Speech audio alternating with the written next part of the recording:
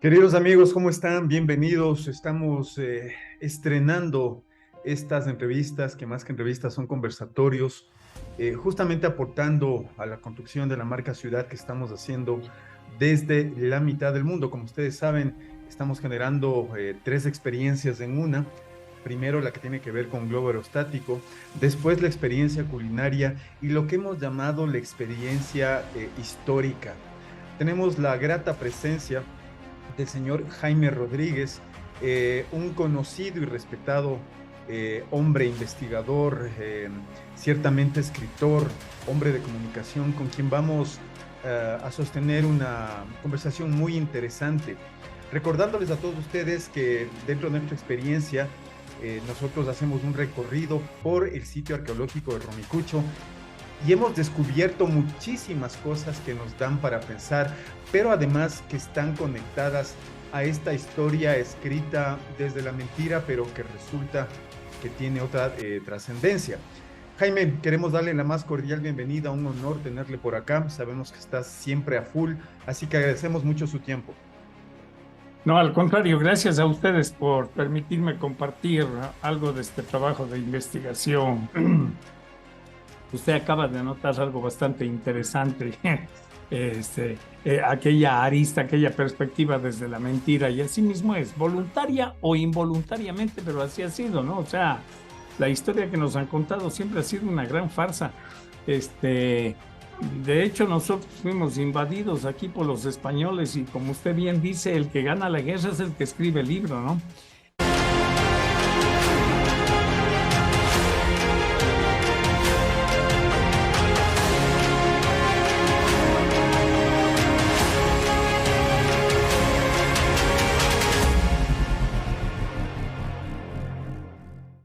Y estos españoles pues nos intoxicaron a través de esos libros que enviaban de la LNS con la supuesta historia de los mayas, de los incas, no, y siendo ellos pues lógicamente los non plus ultra dentro de la historia y nosotros indios brutos, ¿no es cierto? Bueno, sí fuimos brutos porque cambiamos oro por tonteras, ¿no? Pero bien, el asunto aquí es que dependiendo del punto geográfico en el que hemos nacido, heredamos una horrorosa herencia cultural.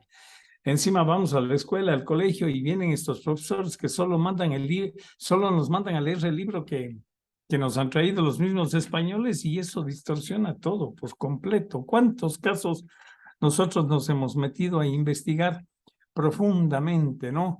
Y la distorsión queda muy evidente.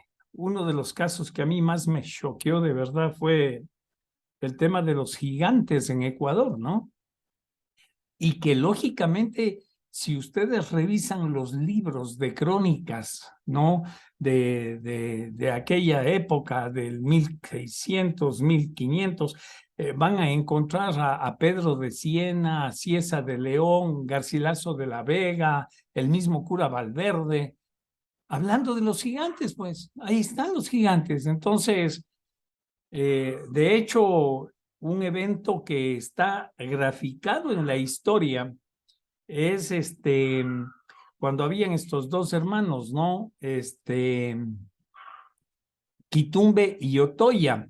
Entonces Quitumbe se va al sector que era Tumbes y Otoya se queda en la península de Zumpa, ¿no? Lo que es ahora Santa Elena. Y dice textualmente que el gigante mató a Otoya, al hermano de Quitumbe, lo mató, ¿no? Y bueno, ya ahí hay una historia larguísima y está en crónicas de, bueno, entonces, bueno, y luego seguimos con una larga trayectoria investigando ese asunto, ¿no? Y el único vestigio que a la final encontramos y que se podía haber recuperado fue a parar allá en Suiza, ¿no? En el museo de Erich von Däniken. Entonces, usted va por los museos de Europa y el 80% de las piezas que tiene esa gente es llevada de América Latina. Y claro, y ahí le ponen cualquier discurso, cualquier historia, ¿no?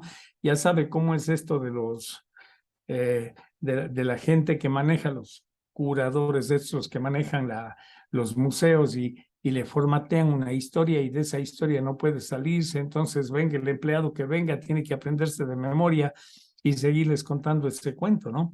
Así es que en medio de todo este sinfín de tergiversaciones, ya digo, conscientes o inconscientemente, a veces también producto de la misma historia, pues nos seguimos debatiendo, ¿no? Y hay muchas cosas que son, realmente no tienen explicación, no las hay. Por ejemplo, ahora estamos levantando un atlas sobre el tema este de los jeroglifos grabados en piedra, ¿no?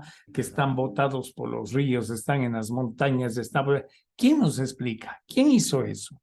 ¿Quién hizo eso? O sea, cuando menos que alguien me explique con qué tecnología hicieron eso.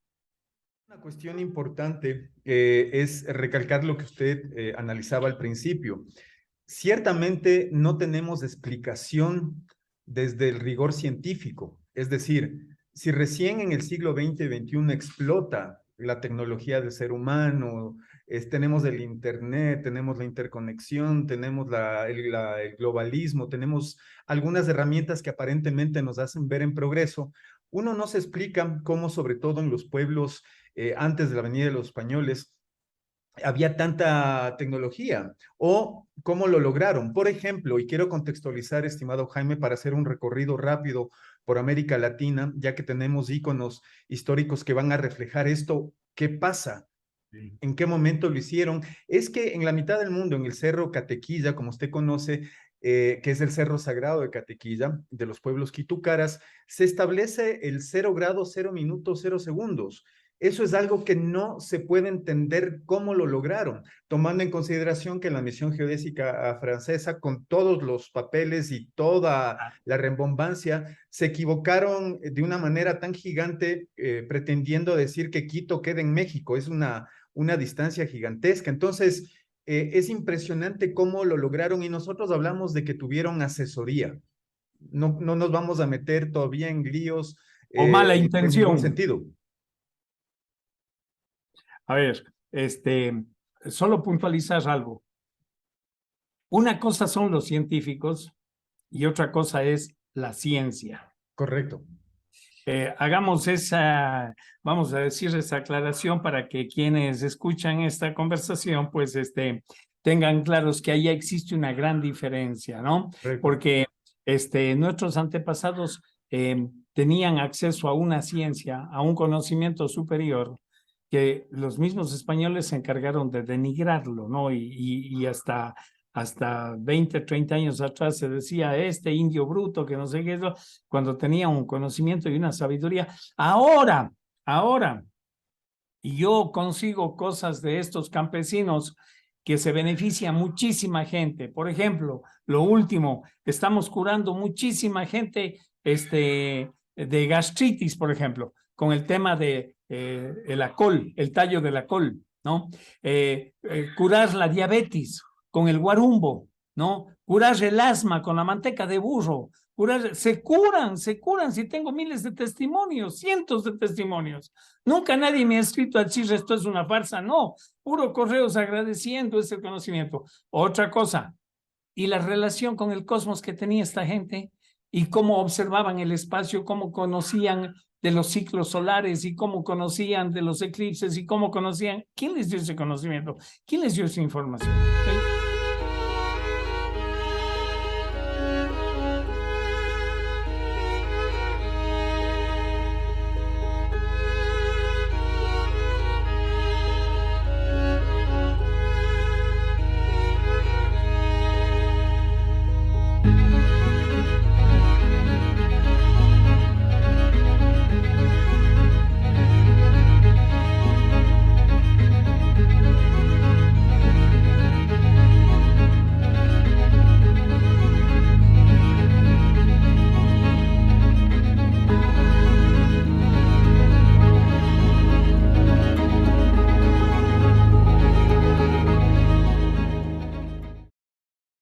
Se ha vuelto un delito. Un hombre pensante en ese sistema es un hombre peligroso. Escribí un libro por ahí que dice eso y demuestro a la gente cómo un hombre pensante se vuelve un hombre peligroso. El sistema se irrita el momento que usted le condiciona o le pone nuevos argumentos a estos paradigmas, se irrita, o sea, y entonces como no tiene argumentos, lo único que le dicen es que usted está loco, es lo único que saben decir. Nada más.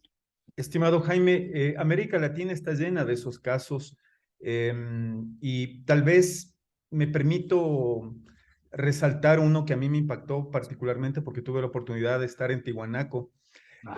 Y Tiwanaku es una cuestión inexplicable. Primero, que cada roca con la cual está construida ese sector o lo que queda del sector pesa más de 150 toneladas. Los cortes son perfectamente hechos, es como un pan, como un cuchillo caliente cortando la mantequilla. Y llama la atención que en las puertas de acceso, las que pretendían ser de acceso, tenían desde 3,15 m hasta 3,70 m. Entonces, ahí se activa el tema de los gigantes o de los ángeles caídos que menciona la Biblia, inclusive generando cómo se originaron. Entonces, desde esa perspectiva, poner a esto como ejemplo, ¿qué le dice a usted? ¿Cuál es la reflexión alrededor solamente del tema del Tiwanaku? Siendo que usted estaba ahí en Tiwanaku, no fue ahí al lago Titicaca, no Sí, fue donde los Uros, no sí. fue ahí donde están las islas esas de Totora todavía, y habló con ellos y les preguntó y les dijo, bueno, ¿y ustedes de dónde salieron? Le van a decir, Taitiku, Apu, Huiracocha, su Los Dios, viracochas, su exacto. deidad, Huiracocha, ¿ok? Viniendo en la perla luminosa, esa es la historia, y ahí está, Mamco Cápac, Mamaoglio, o sea, cómo nace todo este gran asunto del Tahuantinsuyo, cómo se genera todo esto. A ver, ¿qué? ¿Es gente inventándose historias o esto es una gran realidad? Lo que pasa es que en un momento se toca lo inexplicable para la ortodoxia, que es la conexión extraterrestre, entonces ahí no van a entrar. Si fue a Tiahuanaco, debe haber ido a Pumapunco y habrá visto esas construcciones y Increíble, esos dólmenes, esos menjires, esas cosas.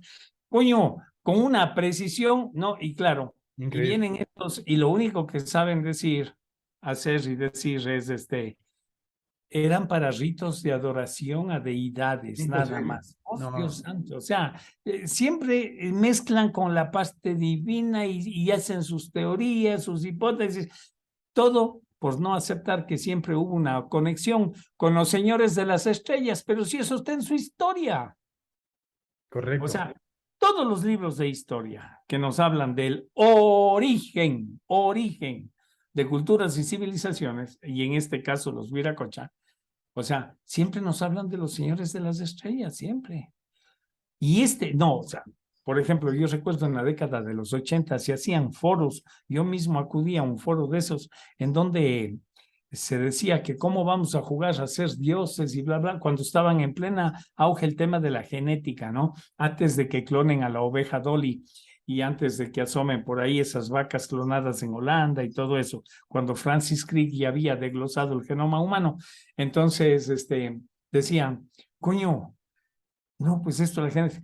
Bueno, ahora usted en 10 minutos puede ir y darse cuenta si a la persona que le ha dicho papá es su papá. Ya, vaya y hágase un análisis de genética y se acabó. Ya está, ya, se socializó. Eso era un paradigma. Y justamente en Tiwanaku hay una experiencia interesante, solo por seguir contextualizando, es que en una de las paredes de Tiwanaku están representadas los rostros en esqueletos de diferentes razas y llama la atención que se vea un gris, llama la atención que hay un esqueleto, digamos, la parte donde consta el rostro, están todas las razas representadas y de pronto aparece una que no es de este mundo. Entonces, la reflexión es pueden ser variadas, pueden ser múltiples, dependiendo de lo que el señor Jaime Rodríguez crea, lo que yo crea o lo que el resto de la gente crea. Sin embargo, hay una contundencia que nos debe arrojar una reflexión. Nuestros pueblos ancestrales fueron contactados, pero la pregunta es, y lo traigo a la reflexión brevemente, ¿por qué no contactaron a los europeos y lo hicieron con los pueblos ancestrales? Eso siempre me llama la atención. No, sí lo hicieron, claro. Lo que pasa es que, bueno, no veo por qué todas las personas tengan que estudiar ufología, ¿no? Pero sí lo hicieron en su momento. Mire usted, por ejemplo, toda esta cultura, ¿no es cierto? Nórdica, ¿no? Por ejemplo, mire usted Los druidas. estos, claro, los druidas y toda esta gente que Stonehenge, por ejemplo, ahí usted tiene Stonehenge, ¿no? Los mismos vikingos, otra historia. Usted vaya y ve allá la cultura lapona en el norte y pregúnteles, pues, ¿de dónde salieron ustedes? O sea, oiga, allá en Dinamarca usted ve una raza que es, coño, mujeres divinas, parecen esas muñequitas que hacen. Dice, oye, ¿de dónde salió esta gente? Guapísimo, sí, claro. Entonces, los mismos españoles, o sea, ¿cuál es el origen de los españoles ahora? O sea, si hacemos un entrena historia, vamos a darnos cuenta que hay una raza extraterrestre llamados los berebere. Y ahí empieza toda la historia. Y así mismo, ¿no? Y usted empieza a darse la vuelta por la geografía y empieza a revisar pues los libros y se da cuenta de que siempre están estos seres interactuando. Lo que pasa es que nosotros aquí en América Latina pues tenemos más conexión con, no sé, pues los mayas. Pero mire la historia, por ejemplo, en Norteamérica, porque en Norteamérica pasó algo similar a lo que pasó aquí en América del Sur, ¿no? Ahí estaban, ¿cuántos asentamientos? Eran como más de 60 asentamientos estaban. Quiero un poco como concretarme también por un tema de tiempo, en el tema de ubicarnos en el contexto Ecuador. Nosotros en Remuicucho, y hablando del tema de gigantes, hemos descubierto por accidente algo que liga al tema de los gigantes, que yo estoy convencido de que lo son, que lo hay. Hay que salir del tema del cuento, de la fantasía, y entender que los gigantes habitaron y dominaron en algunos sectores del planeta por 2000 o 3000 años. Usted acababa de mencionar que algunos autores, Garcilaso de la Vega, el mismo padre Juan de Velasco, hablaba en la isla Puná de que habían unos seres enormes a los cuales los españoles les llegaban en las rodillas. El Museo Smithsoniano en Washington tiene 100 esqueletos de gigantes que se encontraron en el Ecuador. Y a lo que voy es que en el Rumicucho, por accidente nos hemos dado cuenta de que está ligado a tema de gigantes y además de una exactitud con el tema del sol, con el ejercicio de la termodinámica. Entonces, por eso lo traemos a colación, porque en Quito o en Quito, que confluye en la mitad del mundo por un tema electromagnético, seguramente fue muy apetecido por estos, llamémosle seres de las estrellas, estimado.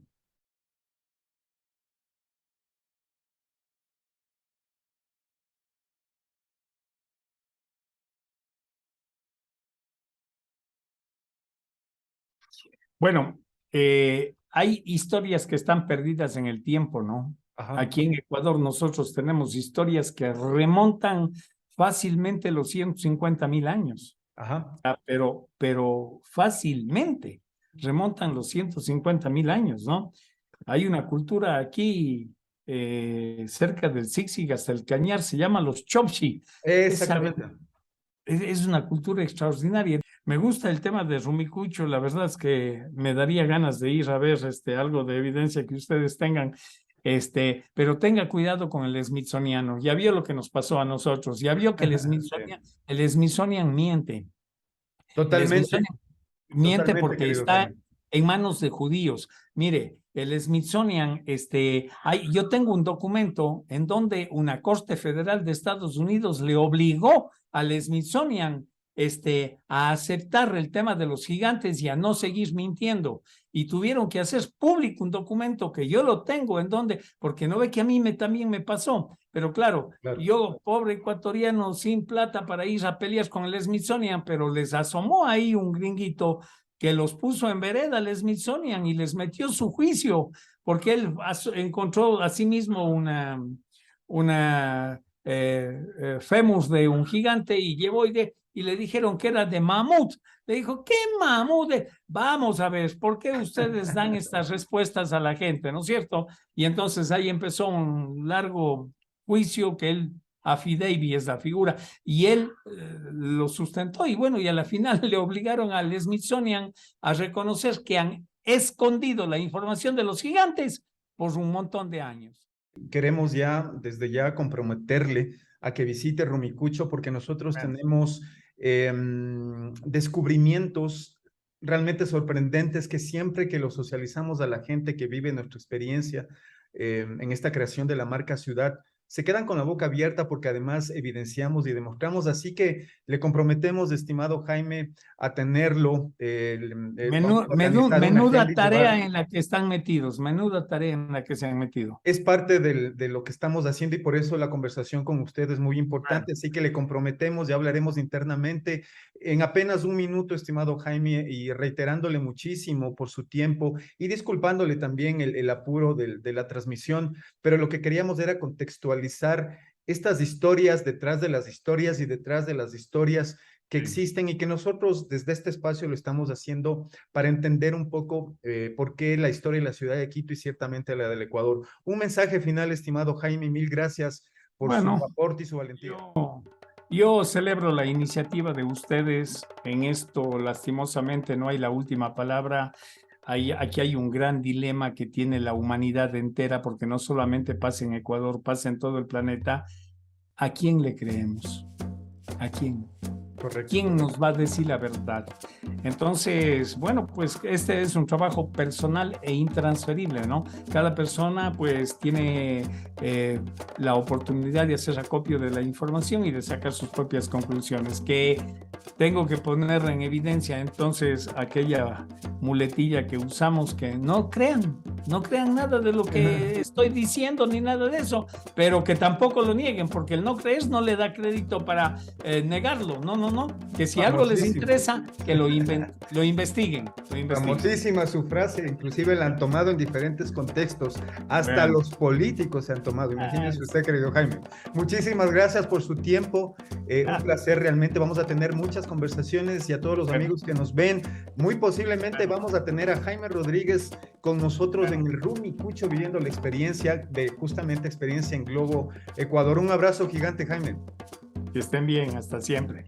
Gracias a todos ustedes. Recuerden, estamos en redes sociales, compartan este material que prontamente estaremos generando más entrevistas en este espacio. Estamos creando la marca ciudad, contamos con su presencia.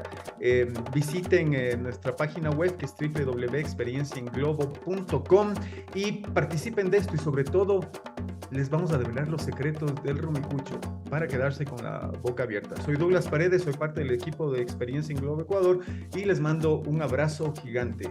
Cuidado con los secretos. Chao, chao. Voy a pelear hasta el final.